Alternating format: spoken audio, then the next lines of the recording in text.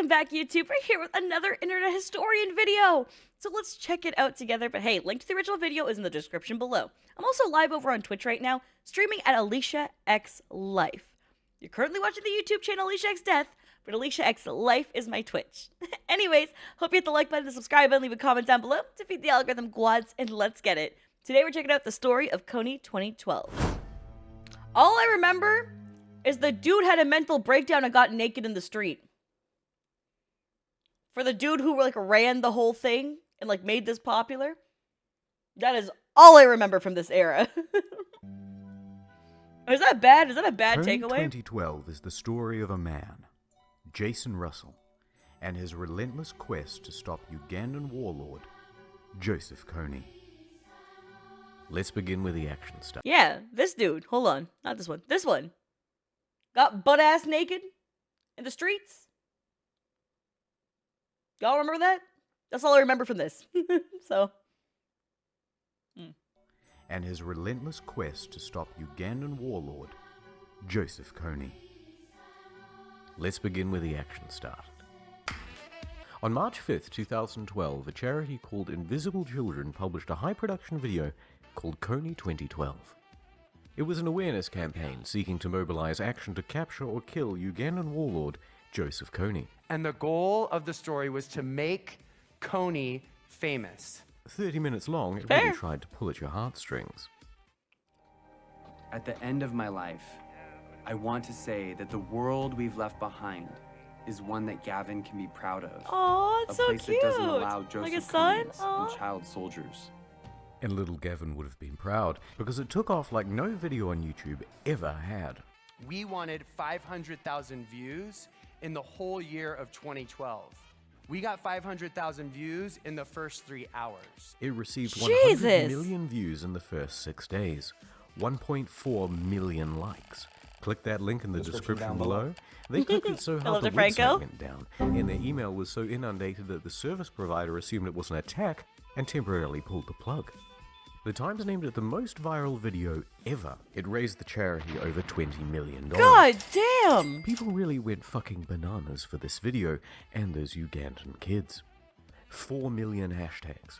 People changed their Facebook profiles, so you knew it I was remember a big deal. the A fan-made picture mobile things, game. yeah.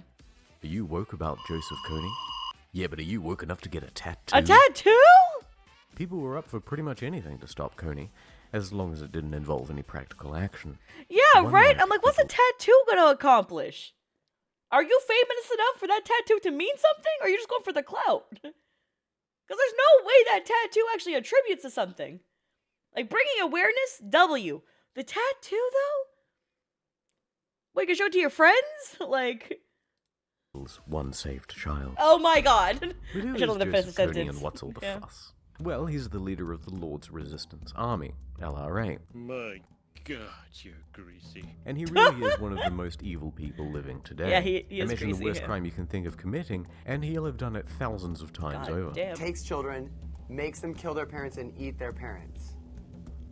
The surviving girls would be kept as sex slaves, and the boys conscripted into the LRA. I knew as about the child. child worship and trafficking. I didn't know he made them fucking eat their parents. I did not know about the gravity of how, like, it was already fucked up to me. I didn't realize it got even worse and worse and worse, like, for different atrocities.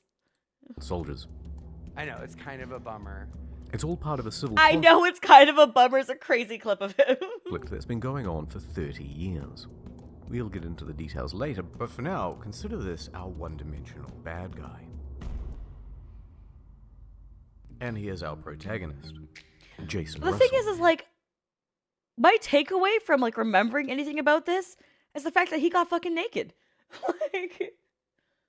like, that's so sad. I feel really bad about that. Like, the fact that that's my takeaway after all that shit.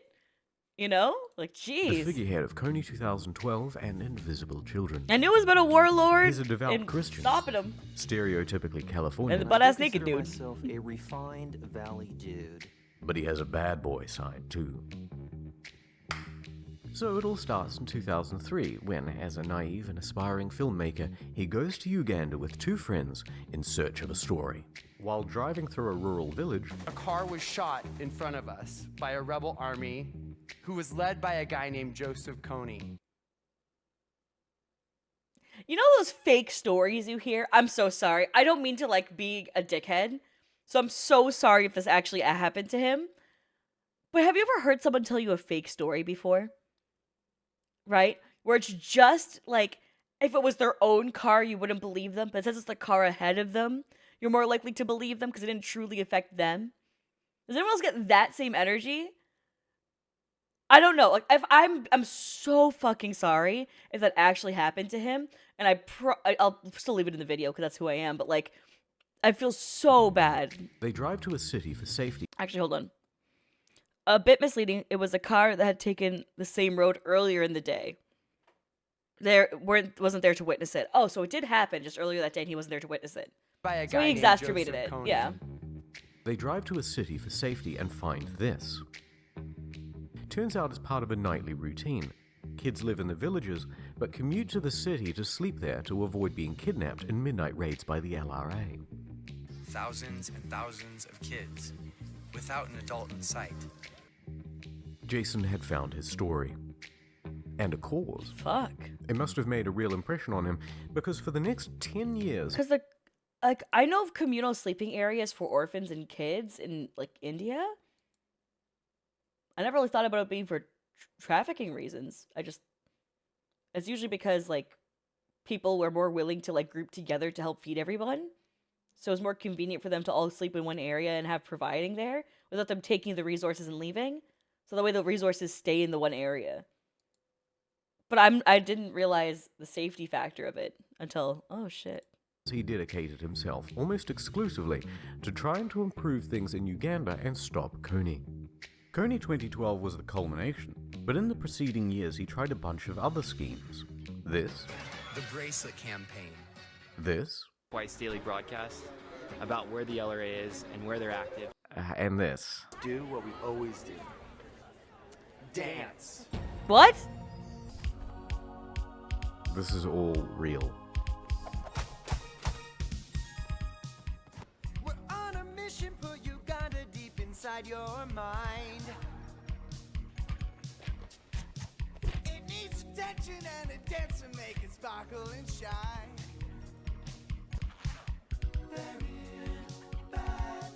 We gotta Oh no. Oh no. bag it up and break it up, let the war without a gun.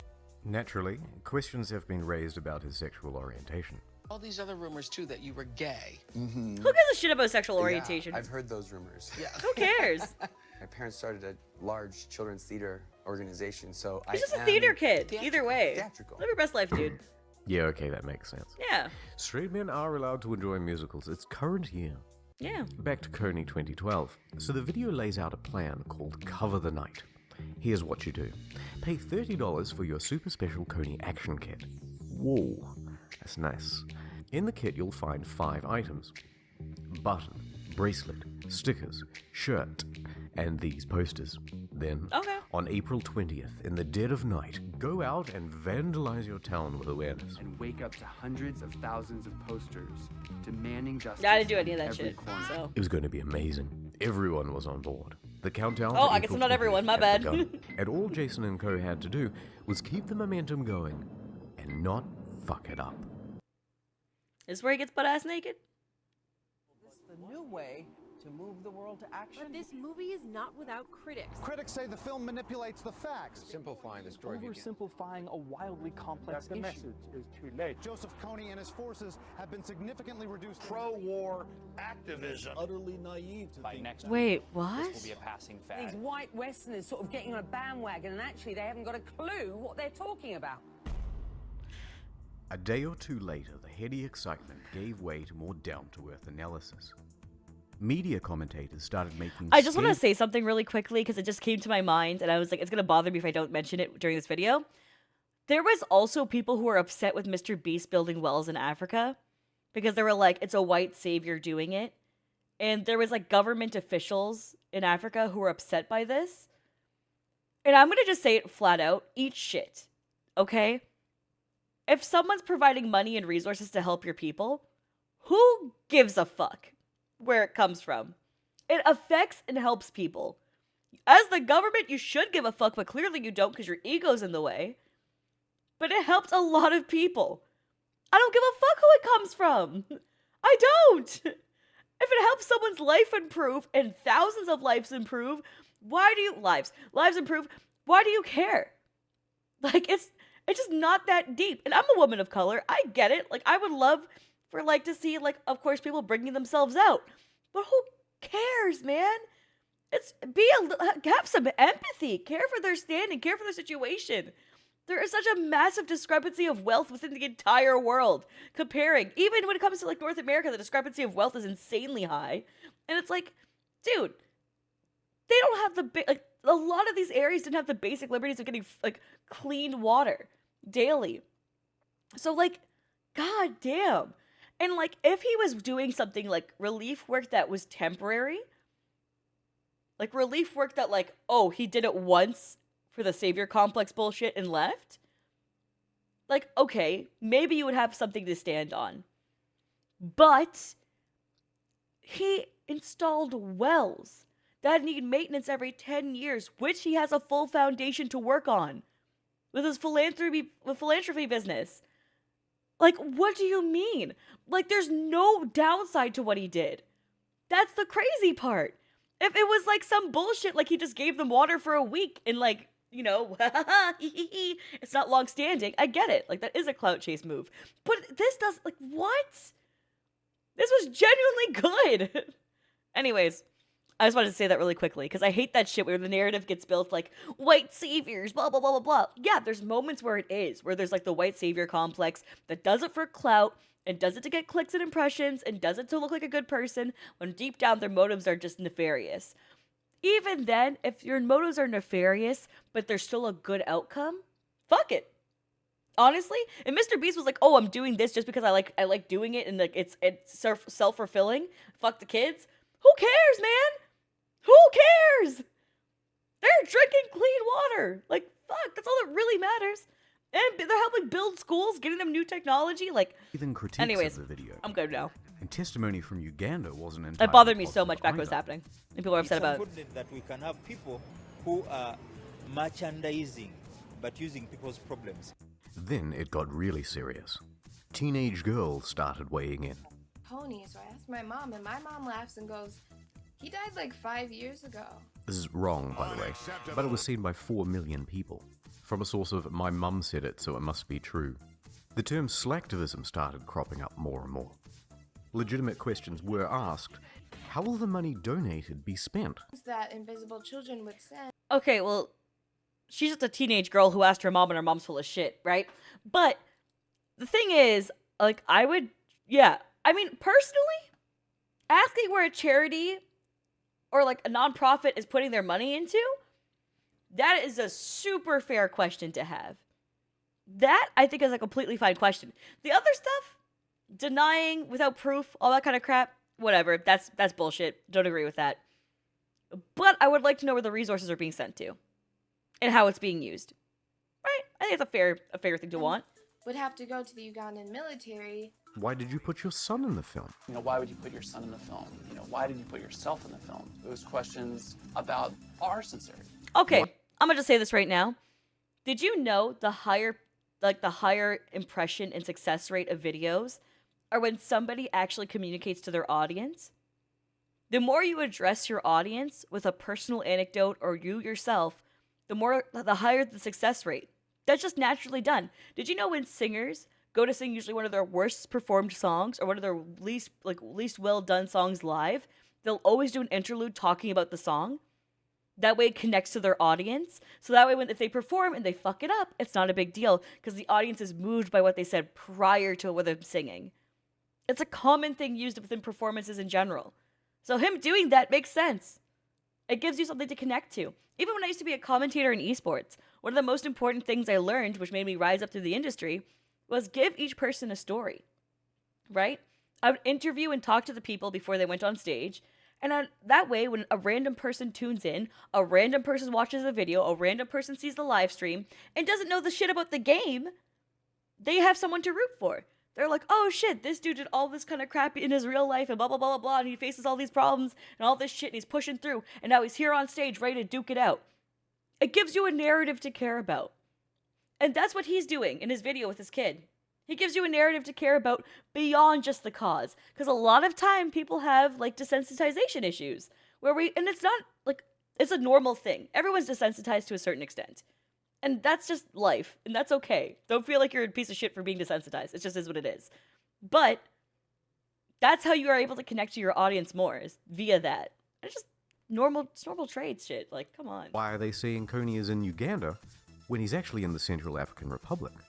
Invisible Children wasn't popular among other charities either. They were hogging the limelight. And they released Kony 2012 just 2 days before International Women's Day, a critical fundraising time for some. Even the Ugandan Prime Minister took a few jabs. We do not need a sleek video on YouTube for us to take notice. Once people started feeling misled, they turned against the organization and squared the blame on one person. That's fucked. The pressure was building.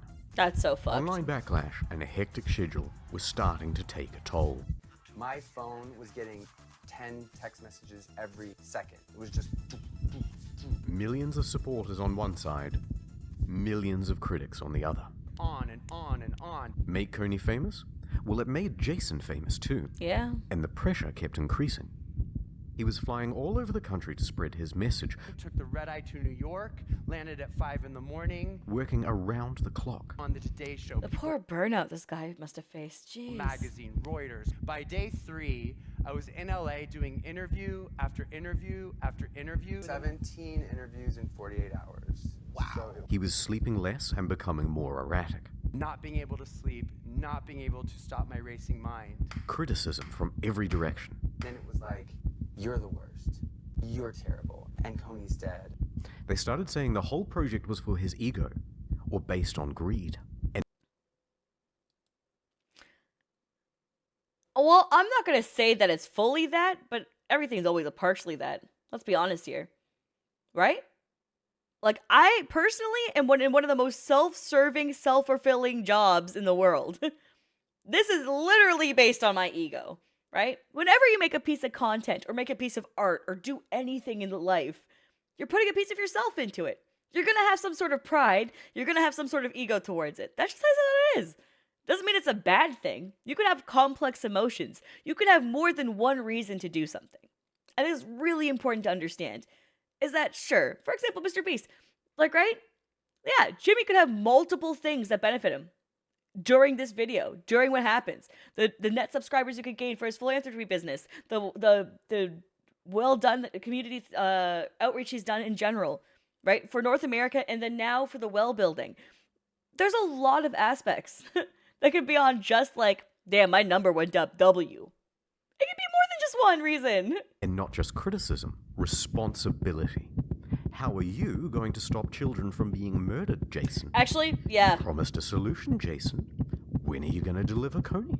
At the end of that day, my mind was exhausted. Wait, you were raising money and you had no idea what the fuck you're going to do with it? Where did the money go? To release the pressure, he and his family tried to take a couple of days off by going to Palm Springs. But people recognized him there too. Yeah. So they hid away in their hotel room with the curtains closed. Jason was starting to crack. Yeah. Paranoia, delusions of grandeur. He went with his family to see the Lorax, and he thought the film was speaking to him directly. Uh-oh. Voices in Jason's head told him that he needed to get to New York in the next 12 hours or Kony would win, whatever that meant. Oh, God. Then, he stripped off all of his clothes and ran out into the street. This is what I knew him for. San Diego, totally naked and crazy out of my mind. Someone driving by in a car took a video on their phone, and they sold it to TMZ for $30,000. And then my naked and crazy mess went viral as well. Some have said that he was jacking it and that he was on drugs. Neither is true. Okay, I heard the jacking it part, but I didn't say that earlier because I didn't want to, like, say it if it was super wrong. Like, sometimes I'm willing to, like, be a piece of shit, but I'm also, like, I want to, like, I was like, hopefully he'll fact check that or something. Just a very distressed man having a mental episode. Yeah. Were you also masturbating? Did I hear that too? No one who was there ever said that that was happening. Hey, whoa, hey, yo, hey, that was not a proper denial. That was not a proper denial. Hey, yo, he's like, I didn't get caught doing it though. Like, yeah, I rubbed it out a few times, but like, no one said they saw me. Like, what? I mean, I'm naked, so it's not a far extension of, imagination. He was taken to the hospital, not jail. Police say when they showed He up, should be didn't going to see the hospital any of instead. that, and was taken to a local medical facility that he was not arrested though. And there he thought Oh, the staff yeah, were you mean like he wasn't cohesive enough to understand that, yeah, so he wouldn't have even known if he did it. Yeah, okay. You know what, that's fair, because if he was in like a right state of mind, he would have been aware of everything, yeah. Okay. I can agree with that. Good chit chat. trying to kill him. Just one of those things where I'm like, I don't believe what you're saying. You're trying to kill me. He ran around in his underwear, kicking in so doors bad for until him. eventually he was subdued and sedated. Did you come back to yourself as you know yourself? I love Oprah. 2 weeks. 2 weeks. Whoa! 2 weeks. Whoa. That is a... Yeah. Later on, one Sharona Reed tried to sue Mr. Russell for the trauma of having to see him do naked calisthenics. Fuck off! far as- Fuck you! Okay? I'm sorry. Oh, you are traumatized, driving past... Like, if you had a child or something, and they've never... Like, right? And it's, like, indecent exposure shit, I get that. If you're a grown-ass human, and you see someone having a mental breakdown and getting butt-ass naked, go on with your day. Alright? That's some bullshit. You're just trying to get money out of people. Fuck you. As far as I can tell, though, that lawsuit went nowhere. Good. It shouldn't. Can you think of anything else that's worse than running around naked going like this on TMZ? Well, maybe one thing. Man, he cucked him for that dance video. While all of this was happening, the countdown to the day of action was still ticking. Thousands of kits had been sold. Get ready for an awareness campaign so effective you'll think you're living in Uganda. The kids rolled out into the street. Selfie sticks and posters ready. Let's do it. Do they? Oh. Let's save those kids. Dude, I just remember the Facebook shit. That's what I remember the most. People's profile pictures and shit changing? We're changing the world. I never did any of this shit. Oh, God, yes. Was it really this popular? But it wasn't all well intended. Some took it as a chance to vandalize their neighborhood with Oh, impunity. oh yeah, it was definitely spread. It was definitely spread a lot. With vandalism too. Okay, it was definitely spread a lot. Okay. Alright, my bad. I don't mean no disrespect. The adults were left to clean up the mess. Holy shit. And despite the impression you might get from this fancy montage, the turnout was abysmal. Oh. Here are some figures. Toronto, 50,000 people registered. Real attendance, 50. Okay, cool. So I'm not crazy. Good. I'm glad. I really just went through like a whole range of emotions there. I was like, oh, I'm stupid. It definitely did work out. That's my bad. Okay, no, it didn't. No, it didn't. Okay. Ugh. Okay, my initial thing was, okay, you know what? I need to stop doubting myself. I need to just stay overly committed to what I think. Sydney, 18,000 people registered. Real attendance, 12. Montreal, 4,800 registered. Real attendance, 0. Instead, they cancelled their event and put up a post calling Invisible Children a fraud organization. This is what 4 million Kony hashtags gets you.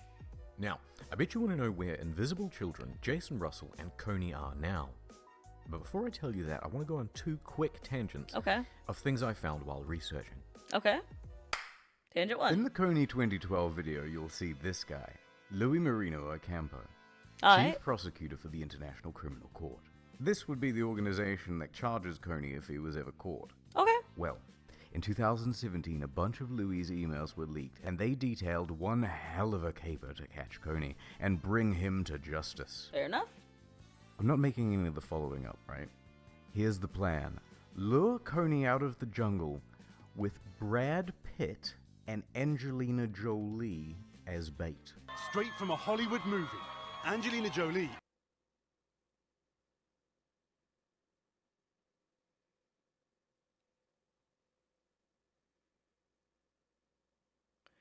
These motherfuckers are writing fan fiction and trying to play it in real life. There's no shot. These motherfuckers are... Get off Wattpad. Get off Wattpad. Go home to your wife and have a proper discussion. Because ain't no fucking way, bro. And Brad Pitt attempting to arrest an African warlord. So it would go. The A-list couple would fly to the edge of the jungle where Kony is hiding and call him up with an invitation to dinner. Kony, starstruck, would of course say yes. He'd show up, presumably bottle of wine in hand, and Mr. and Mrs. Smith is ass. W chatter. It was a trap all along. Special forces would pop out from behind the salad bar and get their guy. One idea appears to have been for Angelina Jolie to lure him to a private dinner where he would be arrested.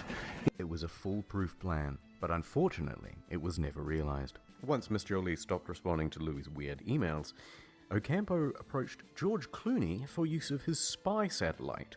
The chief prosecutor had also attempted to... I'm sorry, does George Clooney have a spy satellite? What is the Clooney lore? What's happening? I just know that motherfucker does pranks. What do you mean? Anthony won like most handsome man of the year at some point. Recruit George Clooney in a plot to fly spy satellites over Libya. Yes, that's correct. George Clooney partnered with a satellite company to spy on al-Bashir of Sudan.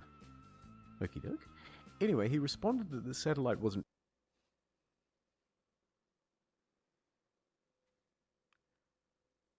Celebrities are fucking weird, man. powerful enough. So then Ocampo moved on to his backup date, Sean Penn, whom he invited to the UN security meeting in South Sudan. What? He actually thinks he's Batman. You know what? Play Batman once, you're Batman forever. And there were some people having fun with Kony 2012 as well. Turns out Kony looks a lot like Carl Weathers in the movie Predator. Oh no! So an idea was formed. Take this screenshot from Predator. No. Post it on Facebook and say how great he is without mentioning the name. Then wait for some slacktivists to immediately assume it's Joseph Kony. Then you call them racist. It was good for a few minutes of fun. Then they tried it on the official meetup pages. Jesus, you read all those Promptly messages? deleted. And we're back. So get a load of this total car crash, dumpster fire, shitstorm, diaper hurricane, am I right, guys? Well, no. Despite all the mishaps and poor turnout, Kony 2012 was a massive success. The goal was to make an obscure warlord in rural Uganda a household name. And they succeeded. Okay. A reach in the hundreds of millions on a budget of about $1.5 million.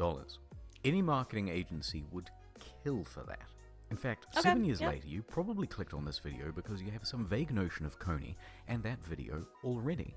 True. Now, let me give you a very brief rundown on where everyone is. Then let's get out of here. Invisible Children. Outside of long-term and small-scale projects, they've largely ceased operations. Joseph Kony.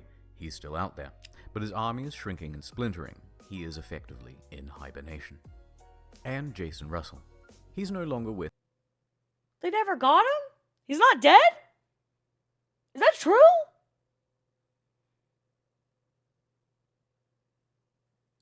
Invisible Children. He's also been breakdown free since 2012, but he's still doing the activism thing. Look, I've had to gloss over so many details in this video, and there are so many more questions to be answered, but I don't want this video to be an hour long or to take 2 months more to make, so I'm going to round this one off with a Q&A on the second channel. Oh, that's cool. What about that $20 million they raised? Why didn't the US military or the Ugandan military ever just bomb the shit out of Kony? What did Kony have to say about the video? All of these questions, and a ton more, plus any questions you may have of your own. Uganda want to see it. Aye, motherfucker, man, yeah. Okay, buddy. Well, thanks for watching. Thanks for being absolutely incredible. We'll catch you guys in the next video. Don't forget to check out the original link to the description below. And thanks for being you. And don't forget, I upload daily here on Aliciaxdeath, and also another channel called Aliciaxlife as well. I'll catch you guys later. Bye!